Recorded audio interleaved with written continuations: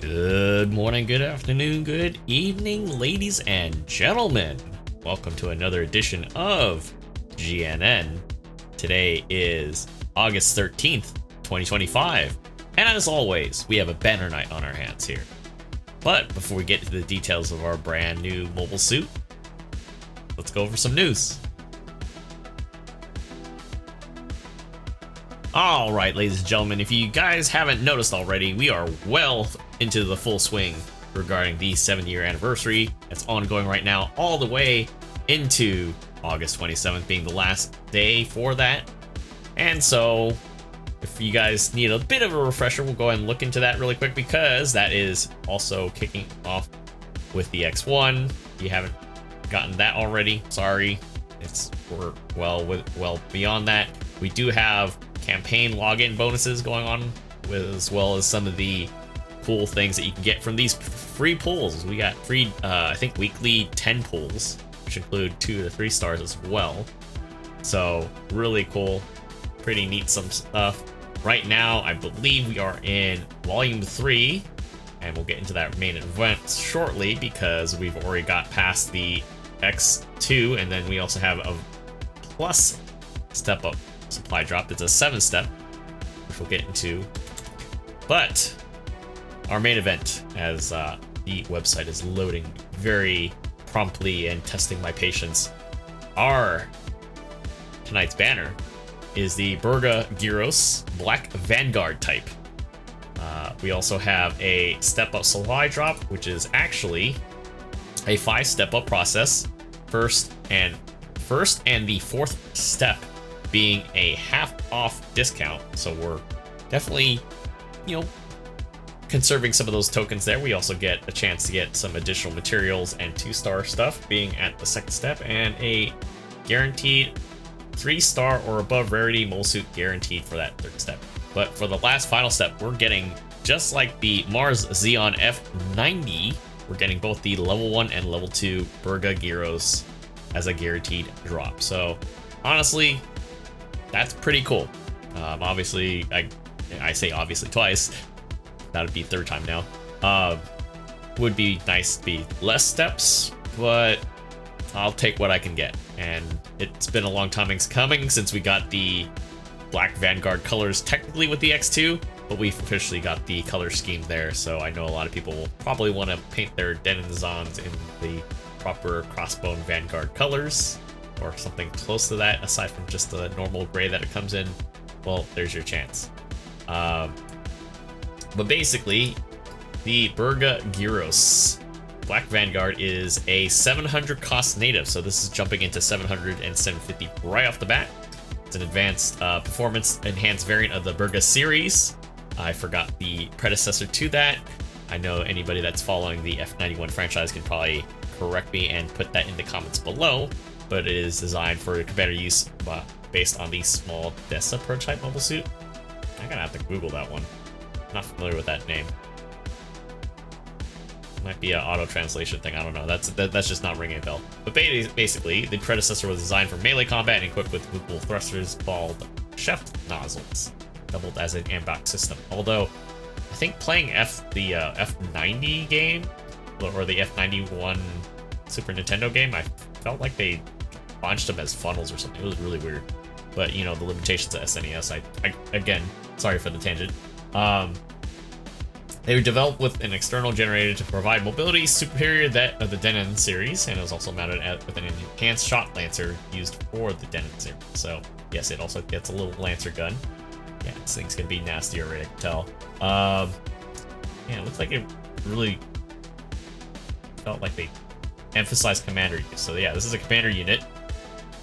Shot lancer detachable from manipulator for more versatility, with an increased number of upgraded shelf nozzles, unnecessary RPG motors eliminated, verniers were redesigned for altitude control, units thrust to weight ratio was vastly improved.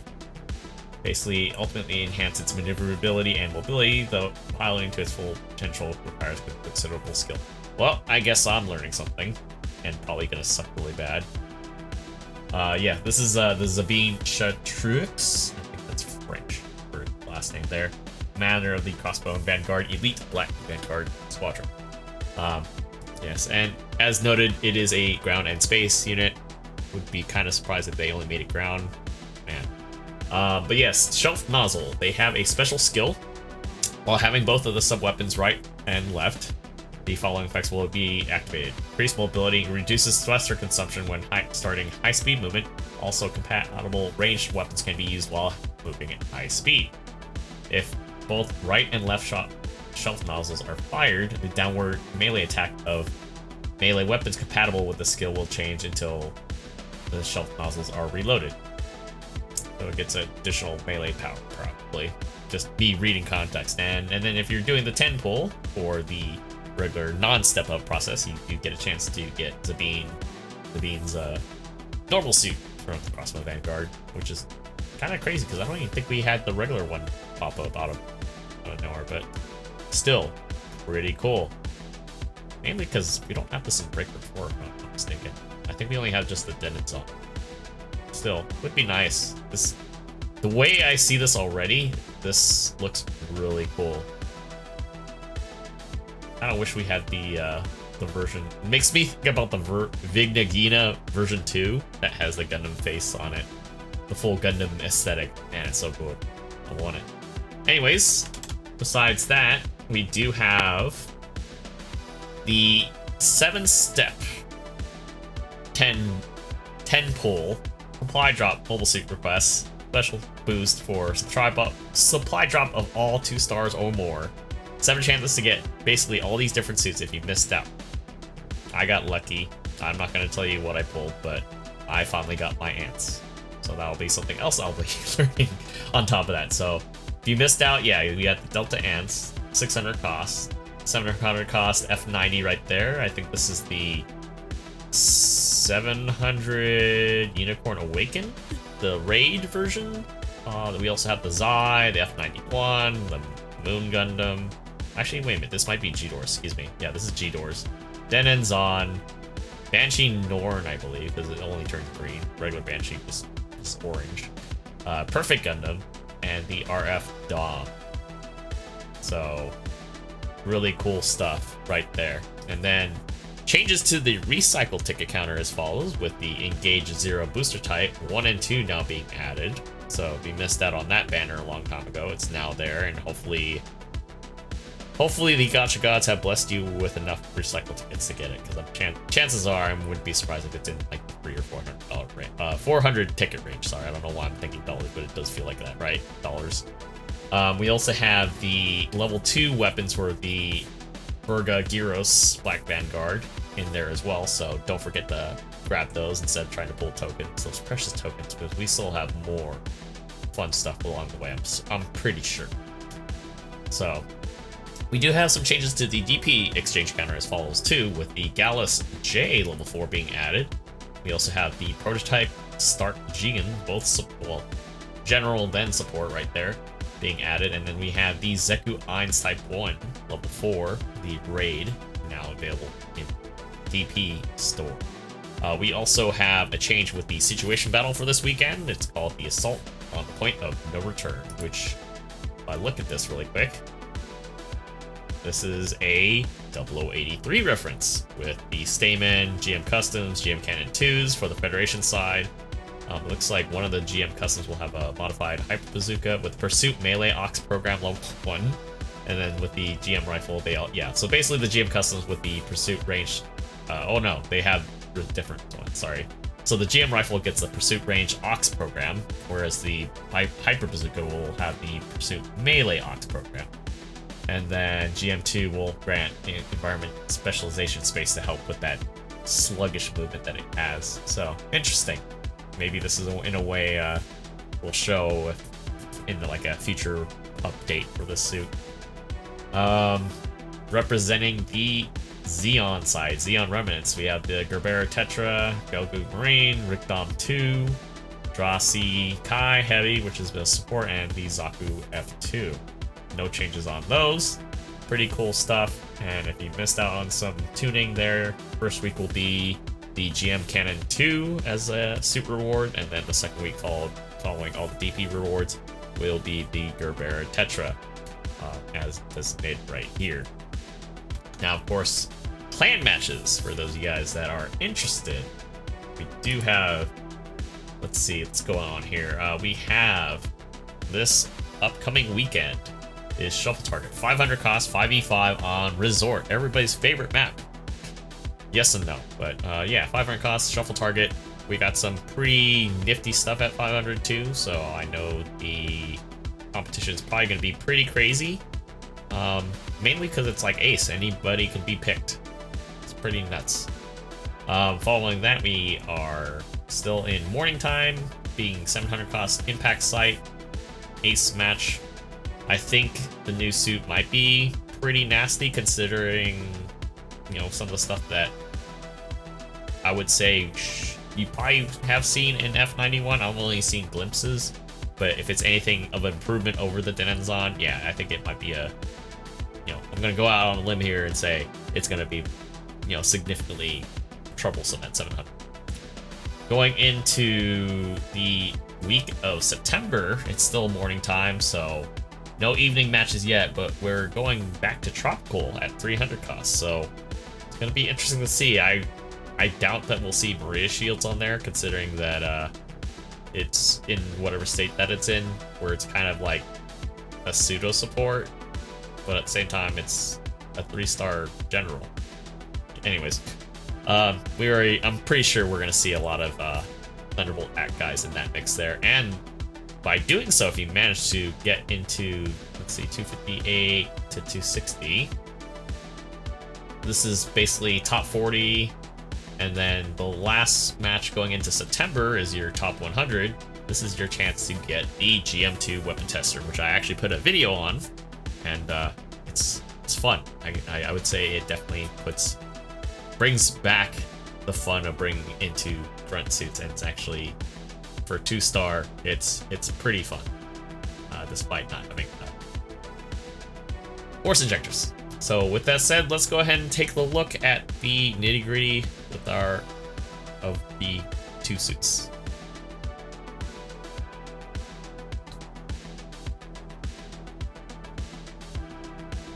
Alright, ladies and gentlemen, here we are with the Berga Giros. We have the 700 and 750 respectively. Just right off the bat, we do have some differences in the resistances, but because it's a melee suit, I think the easiest distinguishing part is it does have a lot more protection in that regard, which leaves room for, you know, us players to kind of tweak it accordingly. Now, of course, we have 21, 23k respectively. A little bit more movement speed in the 750 version in terms of walking, and also I would say identical in terms of high speed movement, thruster gauge, and turning speed, which is pretty neat. So that is pretty nice so far. Got the Lancer at 3k, base power, 3 shots, 350 meters effective range with a fairly quick cooldown time of 4 seconds. And an 8-second reload, that's actually pretty nasty already. And it jumps up slightly for the level 2 version as well, with a little bit of breathing room there. Going into the primary melee there, we start at about 2900 base with a 2.5 second cooldown time. Jumps up to 3100 for the level 2 variant. Now jumping down into the level 1 sub-weapons there, I'm thinking we're jumping into 235, 240.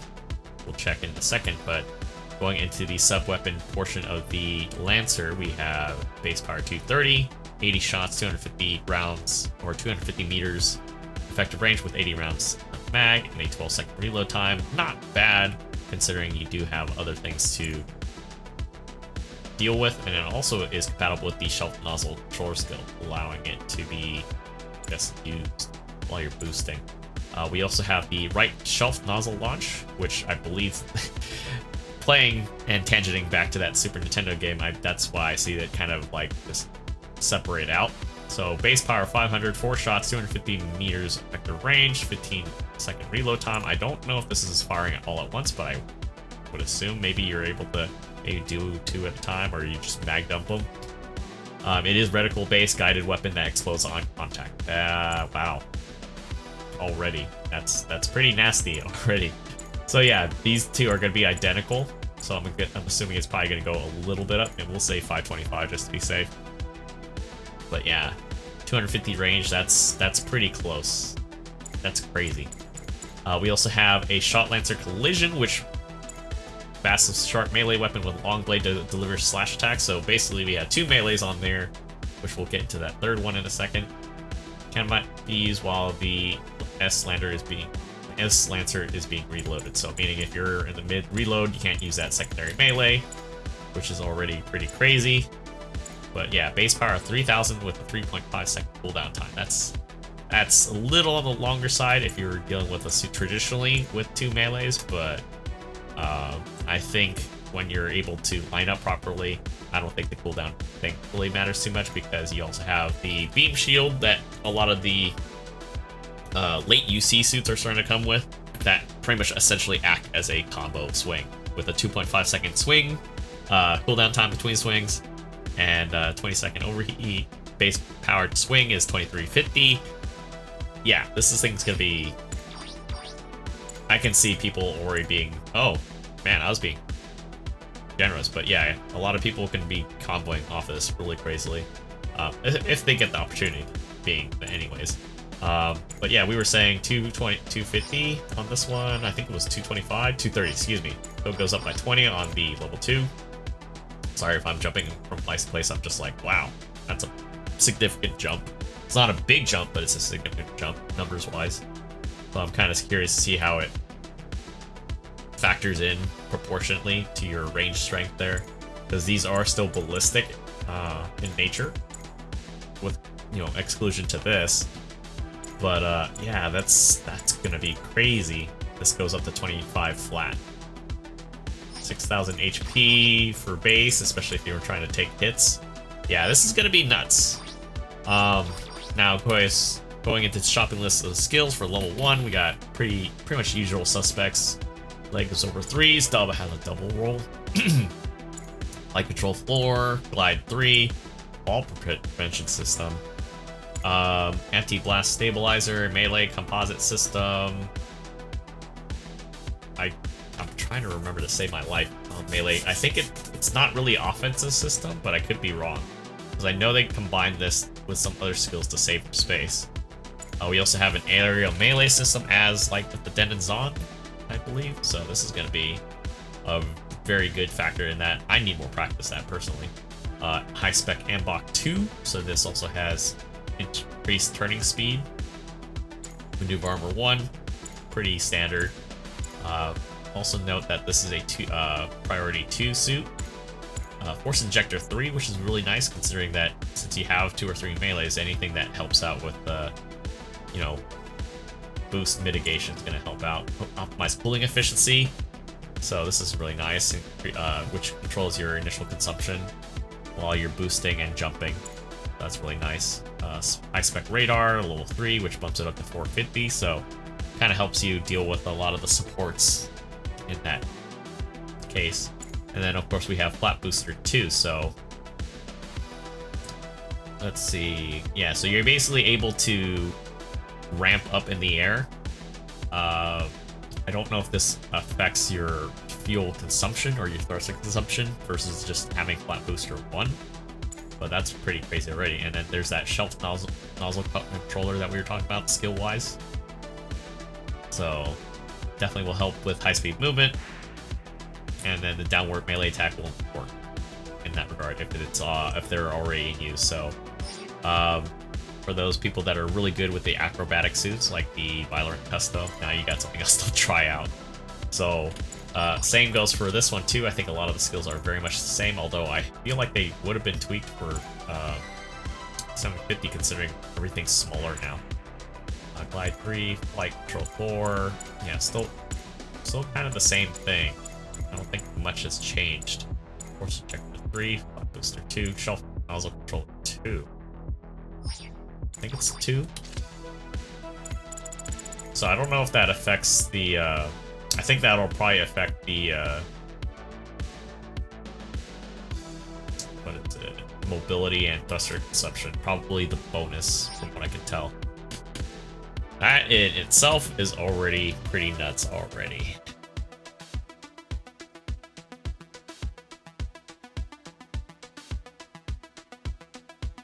Alright folks, with that said, that concludes tonight's recap of our brand new mobile suit in continuation of the 7th year anniversary for Gundam Battle Operation 2, which, as I mentioned before, ends later this month. But now that we've got something to represent the Black Vanguard from Gundam F91, what do you guys think about this? And do you think it'll hold up in clan matches at 700? Let me know what you guys think, because I know I already pulled for it, and I think it's definitely really neat considering that it's not quite Gundam-esque, but it does have some aesthetics that could easily be, a Gundam type in that manner of speaking. So, with that said, I want to know what you guys think about everything in regards to the Berga Giros. But, anyways, anything from me, you'll have to probably hear about that next time. So, until then, I will see you guys all on the next video. Take care.